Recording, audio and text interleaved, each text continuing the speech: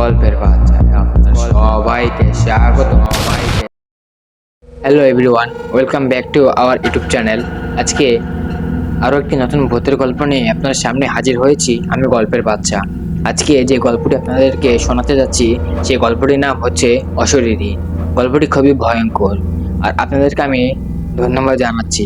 ধন্যবাদ জানানোর কারণ আপনারা সবাই আমাকে এই কয়েকদিন খুবই সাপোর্ট করেছেন। আমার ভিডিওতে খুবই ভিউজ এসেছে, খুবই সাপোর্ট পেয়েছি আমি আপনাদের সবাই কাছ থেকে। সবাইকে খুব খুবই ধন্যবাদ। আমার ভিডিওতে সবাই কষ্ট করে প্লিজ একটা লাইক করে দিবেন এবং আমার ইউটিউব চ্যানেলটিকে সাবস্ক্রাইব করে রাখবেন আরও আকর্ষণীয় ভূতের গল্প পেতে। তো আর দেরি না করে বাংলা ভূতের গল্প অশরীরীটি শুরু করা যাক। স্যার, এই নিন চাবি। সুব্রত চাবির গোছায় গিয়ে দিল। চাবি নিয়ে রাজশেখর বললেন, তুমি ছাড়া এই বাড়িতে আর কে কে আছে কাজ করা দেখাশোনা করার জন্য? আমি আপাতত কেয়ারটেকারের ভূমিকা পালন করছি। চম্পা আর গৌরব এই বাড়ি ঝেড়ে গুছিয়ে রাখে। যারা পিকনিকের জন্য আসে চম্পা তাদের রান্না করেও খায়। তবে রাতে কেউ থাকে না, তো আমরাই কেউ রাতে থাকি না। সন্ধ্যের মধ্যে কাজ শেষ করে বাড়ি ফিরে যাই। আমাদের বাড়ি অবশ্য খুব দূরে নয়, এই বাড়ির বাউন্ডারির ঠিক বাইরের কিছু ঘর আছে, সেখানেই থাকি। আসলে বাড়ির যিনি প্রথম মালিক ছিলেন তিনি এই ব্যবস্থাই করেছিলেন। ঠিক আছে, তোমাকে ডাকলে যাতে পাওয়া যায় তার কি কোনো ব্যবস্থা আছে? হ্যাঁ আছে স্যার। যে ঘরে আপনারা শোবেন সেই ঘরে একটা দড়ি ঝুলতে দেখবেন, সেটা টানলে আবার ঘরের ঘন্টা বেজে উঠবে। আমি জানতে পারবো আপনারা ডাকছেন। তুমি তো আমাকে সেই আদিকালের গল্প শোনাচ্ছ, তোমার মোবাইল নেই যাতে ফোন করলে তুমি জানতে পারবে? হ্যাঁ আছে স্যার, তবে বুঝতেই পারছো তো, গ্রাম অঞ্চল তো সন্ধ্যার পর ভালোভাবে টাওয়ার কানেকশন পাওয়া যায় না। ও ঠিক আছে, তা তুমি কি এখনই চলে যাবে? তা কেন স্যার, আপনারা রাতে কি খাবেন সেটা বলে দিলে চম্পাকে দিয়ে বানিয়ে ঘন্টাখানেক পরে এসে পৌঁছে দিয়ে যাব। রাজ ওর বন্ধু অনিমেষের দিকে তাকিয়ে বললেন, কি হে, রাতে কি খাবে?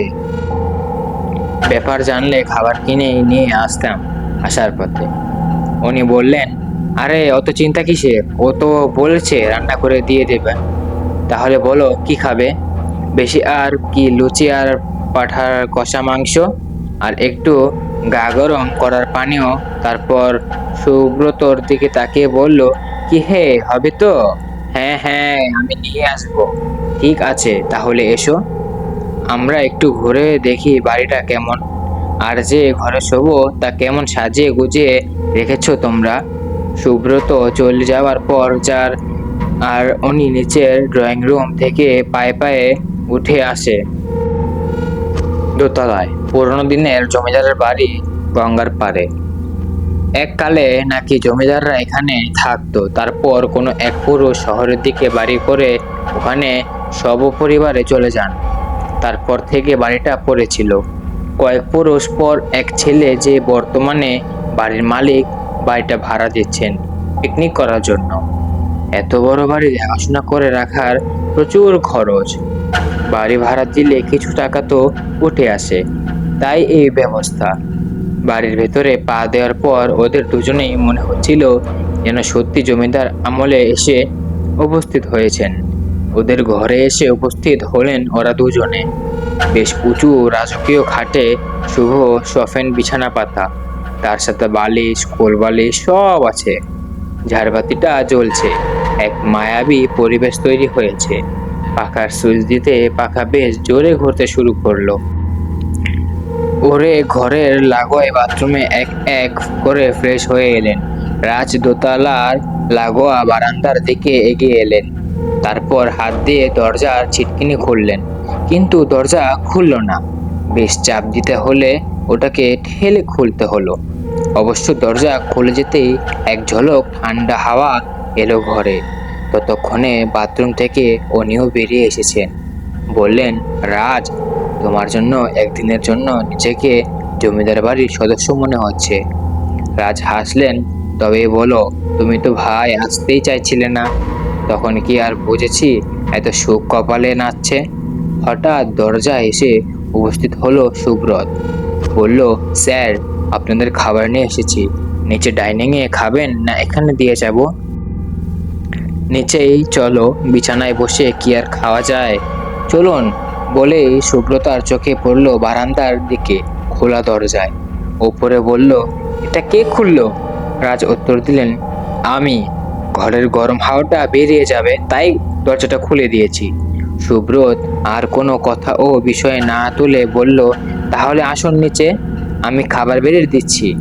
নিচে ডাইনিংয়ে এসে ওদের চক্ষু ছান ভরা। যা বিশাল এক ডাইনিং টেবিল পাতা মনে হয়। একসাথে জনা 30 লোক বসে খেতে পারবেন। তবে অত লোক এমন না খেলেও টেবিল কিন্তু আগের আমলের মতোই সাজানো। ওরা দুজন এসে মুখোমুখি বসতে সুব্রত খুব সুন্দর করে সব সাজিয়ে দিল।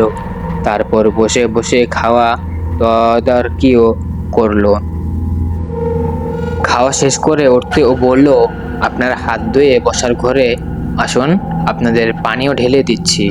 দুজনে এসে বসতে সুবোধ পরিমাণ মতো সব মিলিয়ে গ্লাস এগিয়ে দিল দুজনের দিকে। রাজ বললেন, অনেক ধন্যবাদ তোমাকে, অনেক করেছো আমাদের জন্য, আর থাকতে হবে না। রাত তো অনেক হলো, এবার তুমি এসো। দরকার পড়লে তোমাকে পাবো তো? হ্যাঁ স্যার, পাবেন। আমি আসি তাহলে।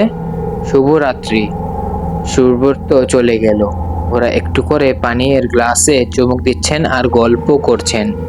হঠাৎ উনি বললেন, বুঝলে রাজ, সব ব্যবস্থা যখন করলে তখন জমিদারের নাচঘরের বাইজের ব্যবস্থাও করতে আরো আনন্দ পেতাম। কোনোদিন তো সামনে থেকে ওসব দেখার সুযোগ ঘটলো না। এটা বেড়ে বলেছ, কিন্তু আগে বলতে হতো। এখন আর কি হবে? সুভদ্রকে বললেই হতো।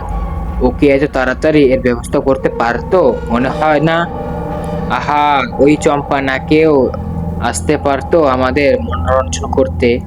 এই গল্পের মাঝে হঠাৎ ঘরের আলো নিভে গেল। রাজ বললেন, যাহ, লোডশেডিং লোডশেডিং। সুভদ্র তো আগে বলেনি যে আলো হঠাৎ হঠাৎ যেতে পারে। তা না হলে ওকে দিয়ে 2-3টে মোমবাতি আনিয়ে রাখতাম। এরকম বাড়িতে আলো চলে গেলে এমন যেন অনুভূতি হয়। কি হে, তোমার ভয় করছে নাকি? ঠিক ভয় নয়, তুমি সেই আগের মতোই ভীতু রয়ে গেছো। জানতাম না তো। কথার মাঝে কিসের যেন শব্দ হলো ঘরের মধ্যে। অনিমেষ জিজ্ঞেস করলো, কিসের শব্দ ওটা? কোথায় শব্দ? তুমি শুনতে পারছো না? কিন্তু আমি যে পাচ্ছি। ঘোরের শব্দ। কোথায়? ওই শোনো। এবার রাজও শুনতে পেলেন। অন্ধকারের মধ্যে দুজনেই এদিক ওদিক তাকিয়ে বুঝতে চেষ্টা করলেন শব্দের উৎস কোথায়। ক্ষণিক অন্ধকারের দিকে তাকিয়ে থাকতে থাকতে অন্ধকারে যখন চোখ সয়ে এলো, তখন দুজনেই দেখতে পেলেন এক সাদা পোশাক পরা মহিলা সিঁড়ি দিয়ে বেয়ে নিচে আসছে। জানি বন্ধুগণ, ভিডিওটা অনেক লম্বা হতে চলছে। এই পর্যন্ত যে ভিডিওটি দেখছেন তাকে আমি খুবই ধন্যবাদ জানাচ্ছি। আর দেরি না করে আমরা গল্পতে চলে যাই। দুজনে দেখতে পেলেন এক সাদা পোশাক পরা মহিলা সিঁড়ি বেয়ে নিচে আসছে, আর ওর নামের তালে তালে নূপুরের আওয়াজ উঠছে। দুজনেই চমকে উঠলেন। সুভদ্র তো বলছিল এ বাড়িতে কেউ থাকে না, তাহলে এই মহিলা এলো কোথা থেকে? মহিলা এগিয়ে এলো কাছে। রাজ ভয়কে পাত্তা না দিয়ে জিজ্ঞেস করলো, কে আপনি? কিন্তু প্রশ্ন করতে করতে টের পেল ওর নিজেরই আওয়াজ অত চেষ্টার পরেও কেঁপে উঠল। মহিলার হাসি শোনা গেল। সে কি, তোমরা নর্তকীকে আহ্বান করলে আর এখন চিনতে পারছো না? তোমাকে কে ডাকলো? আমরা তো ডাকিনি। ডেকেছ তো? তা কি নাচ দেখবে, কথক নাকি আধুনিক কিছু? তুমি যাও, তোমায় আমরা ডাকিনি। এখন ডাকিনি, কিন্তু তখন তো ডেকেছিলে। আর আমি আমার শিশু সন্তানকে ছেড়ে আসতে চাইনি বলে জোর করে ধরে এনেছিলে। আর যাতে ভবিষ্যতেও একই সন্তানের দোহাই না দিতে পারি, তাই ওকে মেরেই দিলে। কি সব বলছো আজগুবি? আমরা তোমাকে চিনি না। চেনো না? তোমাদের রক্তে আছে নারীদের নিয়ে ফুর্তি করা, বদমাশি করা, আর তোমাদের কথা মতো না চললে তাদের পৃথিবী থেকেই আপিস করে দেওয়া। সেই দূষিত রক্ত এখনো শরীরে বই চলছে। চাই তো এতদিন পরেও এ বাড়িতে এসে নর্তকরই কথা মনে পড়ল। সেবার ক্ষমতার অভাবে প্রতিশোধ নিতে পারেনি, এবার তো ছাড়া যায় না বলেই দুটো হাত এগিয়ে গেল দুজনের গলা লক্ষ্য করে। একটাই আকস্মিক আর এত তাড়াতাড়ি ঘটল সবকিছু যে ওরা পালানোর সুযোগ পেল না। সুব্রত সুব্রত করে আওয়াজ তুলতে চেষ্টা করছিলেন রাজ, কিন্তু গলায় স্বর ফুটল না।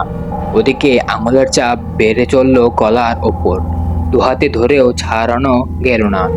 উনি আর রাজ দুজনেরই কথায় আটকে গেল। দুজনেই গো গো করতে লাগলো, কিন্তু গলার উপর চেপে বসা হাত দুটোকে ছাড়াতে পারল না। ক্ষণিক পরে দুজনেই গড়িয়ে পড়ল মাটিতে। কিছুদিন পরে পুলিশ এসে উদ্ধার করলো পচে গলে যাওয়া দুটি দেহ। অফিসার শুধু ভাবলেন, এরা এখনো এলেন কিভাবে? বন্ধুগণ, জানি গল্পটি আজ খুব বেশি বড় হয়ে গেছে, আর আমার এই ভিডিওটি যারা ফুল পর্যন্ত দেখেছেন তাদেরকে আমি জানাচ্ছি খুবই খুবই ধন্যবাদ। আমার ভিডিওটি যদি আপনার কাছে ভালো লেগে থাকে তাহলে লাইক, কমেন্ট, শেয়ার এবং আমার চ্যানেলটিকে সাবস্ক্রাইব করে বেল আইকনটি ক্লিক করে দেবেন। যাতে আরও আকর্ষণীয় ভিডিও পেতে চান তাহলে আমার চ্যানেলটিকে সাবস্ক্রাইব করে রাখেন। ধন্যবাদ বন্ধুগণ।